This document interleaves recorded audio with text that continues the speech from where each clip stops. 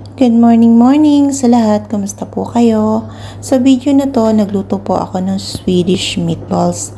Ang ginamit ko po dyan na giniling ay pork at saka beef. And then, nagisa po tayo ng bawang at sibuyas. Nilagyan ko ng gatas. Ang ginamit ko po din ay butter. Nilagyan ko po ng gatas at saka salt and pepper.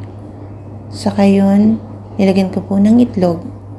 Minix lang po natin sa gagawing meatballs at ilib natin ng 5 hours sa refrigerator at gawin na nating bala-bala. Then after that, nagawa ako ng sauce. Ang ginamit ko po dyan sauce ay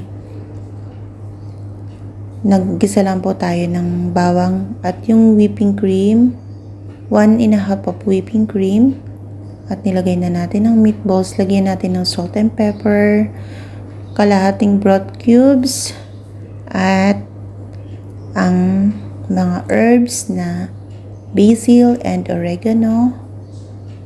Then, lagyan na natin ng konting soy sauce. At syempre, huwag kakalimutan tikman kung ano ba talaga ang lasa.